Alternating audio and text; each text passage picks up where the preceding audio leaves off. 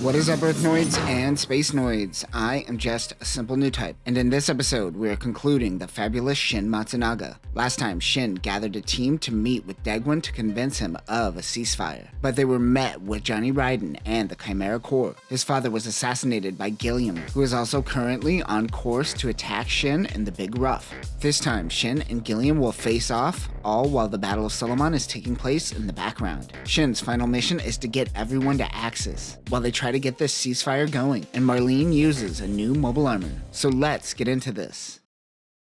An explosion goes off after Shin fires his new Gelgoog Jäger, the MS-14JG. Gelgoog Jäger is a variant of the Gelgoog designed for precision firing. This is also known as the Gelgoog sniping type, and was a part of the United Maintenance Plan. This has 24 control sub-thrusters, along with its main thrusters. It also has a larger mono-eye than the standard Gelgoog. The backpack has an LCS. This unit has exceptional fire control. The Jäger's main weapon is the beam machine gun, which has a greater output than the Gelgoog beam rifle. The beam deterioration rate is also reduced. This also has 2 spot guns on each forearm, which can also emit a beam blade. Other weapons include a beam saber, the Rikdom 2's giant bazooka, a Sturmfaust, and a shield. Shin's unit is white. He has 20 seconds until he could fire the rifle again. Shin thinks if Solomon had the Gelgoog line, they could have ended this war already. Danigan is informed that there are multiple attacks around Solomon. The Federation must be engaging. Shin says that Gilliam's thinking, and to an extent Girin's thinking, is what corrupts Daikum's ideals. Gilliam calls Shin Dozal's lapdog,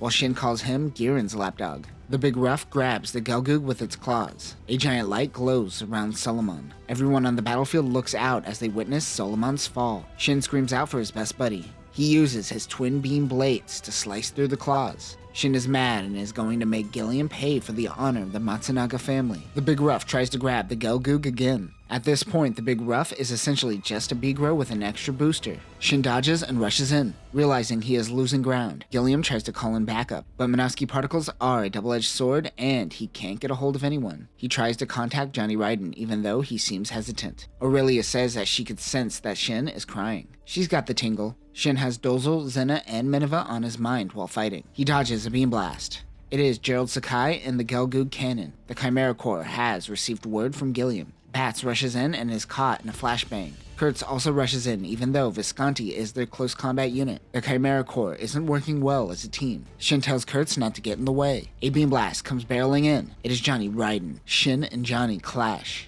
He yells at them, wondering why they're at side 3 and not helping Solomon. The Gelgoog Jäger doesn't have too much fuel left. Aurelia prays to the new type gods to protect Shin. Johnny and Shin fling around an asteroid and clash with one another. Shin is able to get a hit on Johnny. Johnny isn't playing around anymore. Shin calls Johnny a puppet. Shin too was a puppet for Dozal. He is finally realizing that Toya was right this whole time. All Shin had to do was stop being at Dozal's side. But now that he is free, he is no longer under the boot of the zombies. That's right, Shin just called Johnny a bootlicker. He is no longer the White Wolf. He is the true wolf, the one who sees Zeon's wrongdoings. A flare is shot and they are told to stand down. In come the Gyan Eos. We discussed this proto-Gyan in our coverage of Johnny Raiden. There we saw Uma Lightning pilot this. It is the Sovereign's Royal Guards. They're taking Shin Matsunaga to Zoom City and the Chimera Corps must stand down.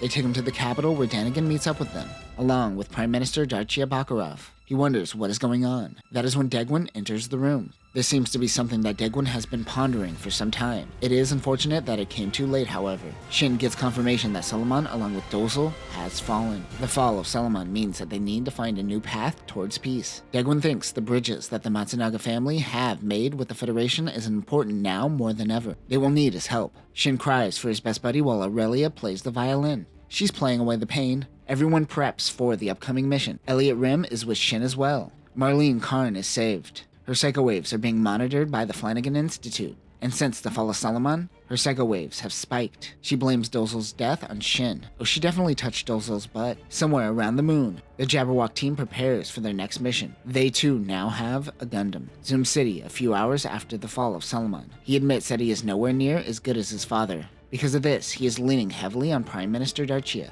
Daegwon has one last mission for Shin. Zena and Minerva survived. Even with a ceasefire, he recognizes that the fighting won't end. He needs Shin to protect the zombie line. and take them to Axis. December 27th, Granada. Shin briefs his team. Olga and Maya are here. They weren't with Shin on his mission. They were at Solomon. Maya was in the Big Zam with Dozel. If you go back to Chapter 1, we see Maya and Olga fighting at Solomon. They acquired a Guazin-class ship with a crew of around 500. It will take a little over a year to reach Axis, which is in the asteroid belt in between Mars and Jupiter. He says this is voluntary and anyone could step away. Olga and Maya are in. So are Bernard and his NCO West. Bernard is planning his own power grab at Axis. However, Oscar is out. Now that the ceasefire is on its way, his role here has come to an end. Shin gives him passports and funds to start a new life. He expected this outcome. Oscar says his farewells to Aurelia. December 31st. While the Federation is moving in on A Baoa Qu, Shin and his fleet move out with Degwin. His ship makes contact with Revel's fleet. Suddenly, the solar ray takes out the Great Degwin and half of Revel's fleet. Shin can't believe the madness of Giran.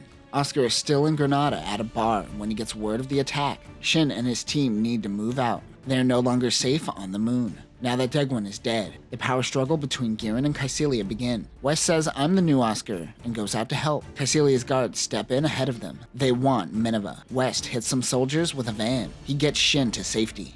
West is almost shot, but Oscar comes in to save the day. They get into the Gagao-class ship and bust out of Granada. Oscar thinks the power of the solar ray must be stopped. West tries to impress Aurelia. Bernard tells West to wait till Axis, where there will be so many Zeon bitches for him to choose from. Lecoq has joined Shin in helping protect Minerva. Many of the surviving Solomon forces are now at A Baoa Qu. They get a red alert.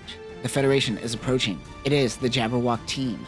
Comac launches in a Gem Guard Custom. The RGM-79HC Gem Guard Custom is a variant of the Gem Sniper Custom. This has the power of a sniper unit with high maneuver capabilities. This unit snipes behind its Guardian shield, made of 5 different alloys. The shield has its own Vulcans. Other weapons include 60mm Vulcans, 2 shoulder Vulcans, a beam dagger mounted on the forearm, a beam spray gun, and a beam saber. Hope Galloway launches in the Gem Intercept Custom Ignis. This is the Intercept Custom we discussed in Johnny Ryden, but it has the Ignis G-Fighter attached. Onessa launches in a Gem Sniper Custom. They are going to handle business before their new Gundam can move in. Shin is back to using his Zaku. The Gelgoog wasn't that beat up. Shin tells his people that this most likely is going to be their final battle. They are about to spend a year on a boring ship together, so they better make this last battle something to remember. They all launch and engage with the EFF. Oscar snipes on top of the Gagao-class ship, with West and Bernard assisting. The snipers pick off some of the EFF's forces. Help approaches the Jabberwocks. The Gagao's engine goes out. Bernard heads out to fix it. Oscar tells him there is a bogey approaching fast. It gets a direct hit on the Gagao, killing West. Bernard is still alive, floating out in space. This is Marcella Spencer and the Full Armor Gunner Gundam. The RX-78 SP Gunner Gundam is a variant of the RX-78 built for medium-range combat. It has a composite sensor on its shoulder and contains many of the sensors you would typically find in the head. They made the backpack smaller, which allows for even more sensors. This is a recon, sniper, and ambush unit all in one.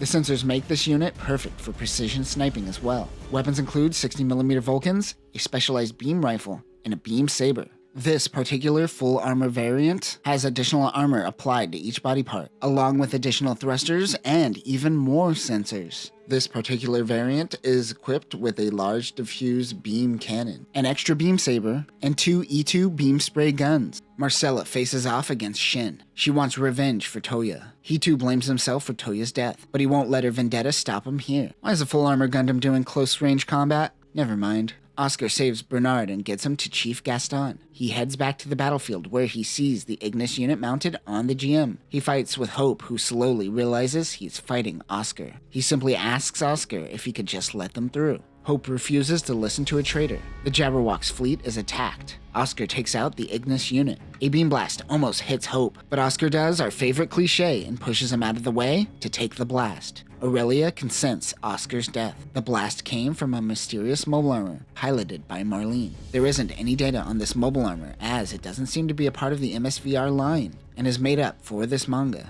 But looking at it, we could assume that the Flanagan Institute took a Big Zam as a base unit and built a new Psychomu-based mobile armor around it. The chicken legs are removed and the Elmith bits are added. It retains the giant megaparticle cannon and the eye field. Shin hears Marlene's voice. He tries to get her to stop. The Jabberwocks decide to pull back and let Zeon tear each other apart, with the exception of Marcella and the Gundam, who looks for the mobile armor. Olga is clipped. Meyer gets her to safety. Marlene tells Shin that he took everything away from her. Girl, you're the side piece in this situation. You greatly misrepresented whatever that relationship was. She claps back by saying, bitch, please, I see the way you look at Xena. She's got you there, Shin. Marcella has the ability to kill Marlene, but Toya's new type ghost tells her to let them be. Ghost Oscar tells Hope to protect Shin. Everybody gets a Force Ghost. Marlene sees Ghost Dozel, but rejects it, and fires the megaparticle cannon. But it is attacked by the Gundam. Both EFF and Zeon stop focus and try to take out the mobile armor. Bernard sends out a weapon to Shin.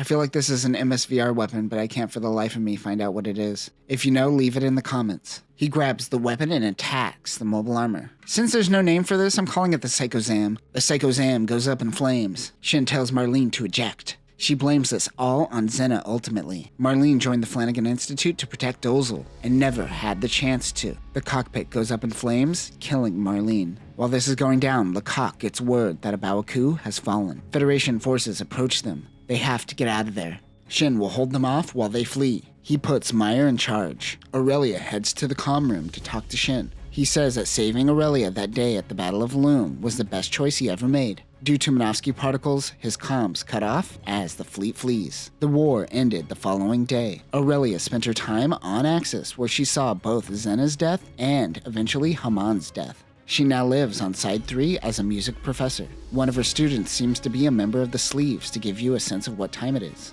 Meyer and Olga started banging and making babies. Bernard asks Chief Gaston, hey man, do you think it'd be weird if I tried to bang Aurelia? Yeah dude, that'd be kinda weird. One night, Aurelia sees Minerva on the television telling the world of Laplace's box. With this message, she knows that Shin is still out there. He once found her. Now she is going to find him. The story of the White Wolf isn't over. This is a Marvel movie now. See you in the next Avengers movie.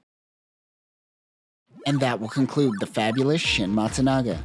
This was a fun manga that explored the early years of the war before the time jump. Shin's loyalty ended up getting him thrown in the middle of the Zabi's drama. I didn't understand the need to play with time so much in this manga, however. I found myself having to reread earlier chapters to remember what happened in the future, which was told at the beginning of this manga for some reason. Also, Shin is alive. We see him in a Johnny Raiden side story, and he shows up in Gundam Evolve. It's weird that he never tried to contact Aurelia during all this, though. There are still quite a few MSVR mobile suits that we haven't talked about yet. Perhaps they will be discussed in MSVR Troublemakers, a photo novel that came out in Dengeki Hobby magazine, though I don't believe anyone has translated it yet, so don't hold your breath. But that will do it for now, new types. Remember to occasionally check up on your war orphan. Peace.